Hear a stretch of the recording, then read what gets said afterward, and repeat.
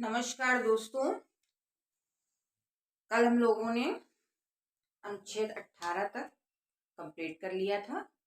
अब हम अगला अनुच्छेद 19 की चर्चा करेंगे। तो हमारे भारतीय संविधान में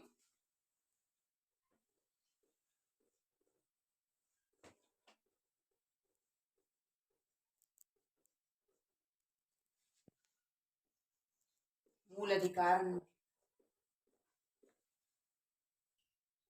की चर्चा हम लोग कर रहे थे, जिसमें आज अनुच्छेद 19, जिसमें मूल संविधान में 7 मूल अधिकार दिए गए थे 19 के अंतर्गत, परंतु वर्तमान में 6 ही मूल अधिकार हैं अनुच्छेद 19 के अंतर्गत। 44वें संविधान संशोधन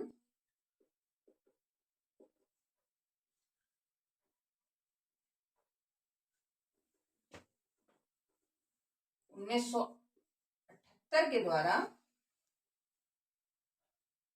44वें संविधान संशोधन 1978 के द्वारा एक मूल अधिकार को खत्म किया गया, संपत्ति के अधिकार को, जिससे संपत्ति के अधिकार को खत्म करते हुए 19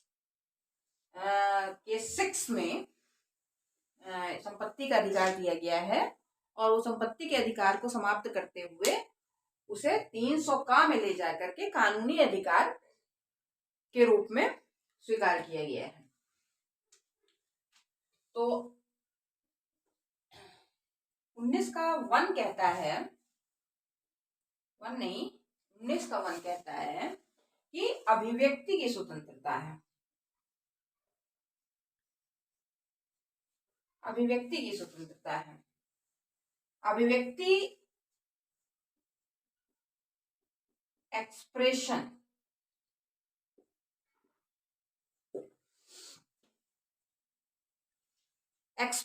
में आपकी बोलने की भी स्वतंत्रता आती है।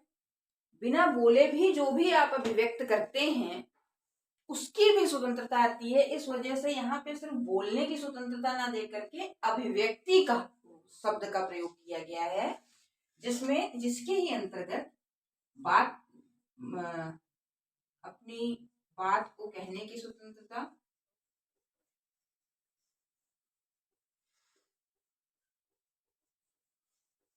प्रेस की स्वतंत्रता इसी में है।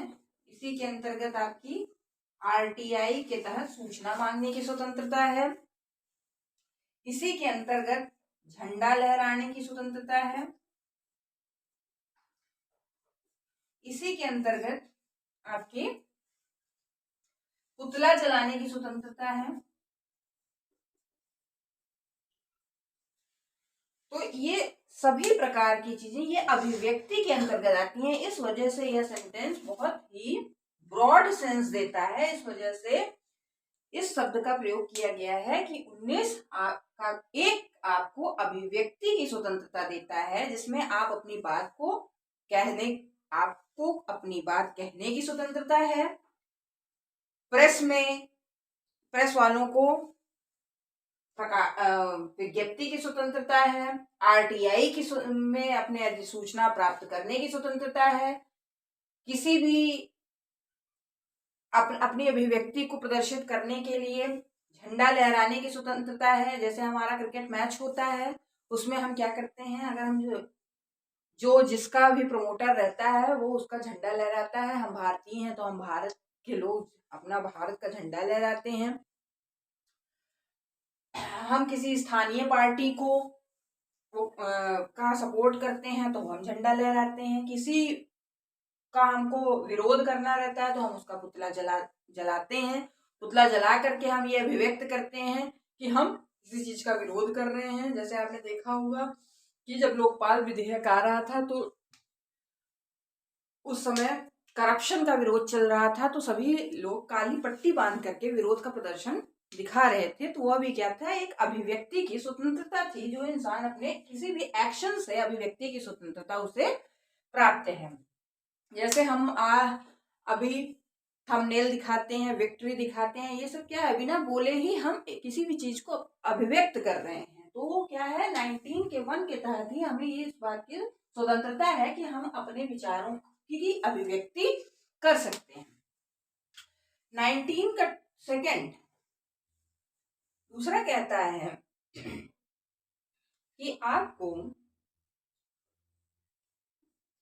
सभा करने की स्वतंत्रता है।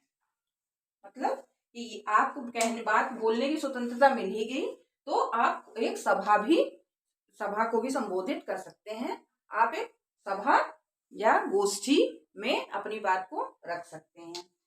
थर्ड आपका कहता है संगठन बना सकते हैं। जब आप सभा में अच्छा बोलेंगे तो जाहिर सी बात है कि कहीं ना कहीं संगठन बनेगा।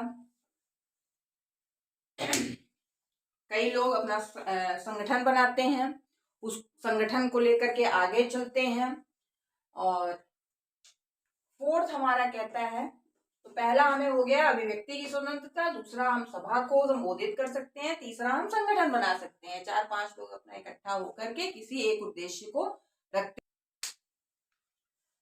हमारा अनुच्छेद 19 अभिव्यक्ति की स्वतंत्रता देता है, जिसमें आपको कोई भी बात को कहने, अपने किसी भी एक्सप्रेशन को रखने की स्वतंत्रता है। आप सभा को संबोधित कर सकते हैं अनुच्छेद 19 के 2 के तहत, अनुच्छेद 19 के 3 के तहत संगठन बना सकते हैं, अनुच्छेद 19 के 4 के तहत आप कहीं भी घूम सकते हैं, भारत में कहीं भी बिना किसी परमिशन के घूमने की स्वतंत्रता या भ्रमण की स्वतंत्रता।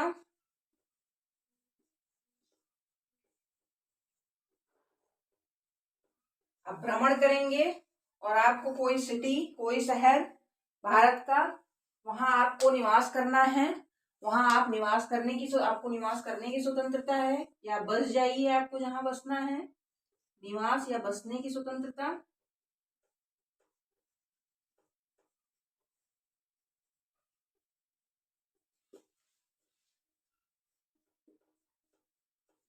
छह में अब निवास कर गए तो आप जाहिर सी बात है अपनी संपत्ति बनाएंगे, बिना संपत्ति के आप कहीं निवास कर ही नहीं सकते।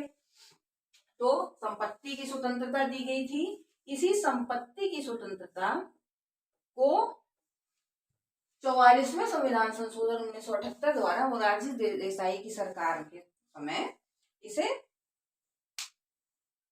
19 के 4 से मूल अधिकार से हटा करके इसे 300 का में कानूनी अधिकार के रूप में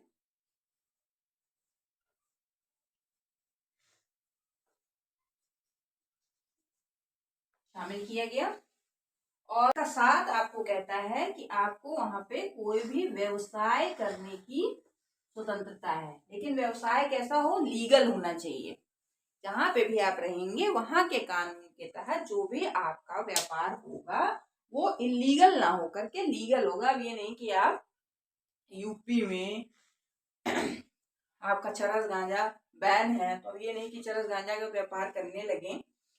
ऐसा व्यापार जो लीगली कानूनी रूप से वैध हो वह व्यापार करने की स्वतंत्रता आपका 19 का 7वां अनुच्छेद कहता है। तो 19 के अंतर्गत मूल संविधान में 7 सब आर्टिकल थे और संपत्ति के अधिकार को 1978 में जब हटाया गया तो अब 6 बचे हुए हैं और संपत्ति के अधिकार को हटा करके 300 का के तहत कानूनी अधिकार के रूप में दे दिया गया है। ये इस प्रकार हमारा अनुच्छेद 19 समाप्त होता है।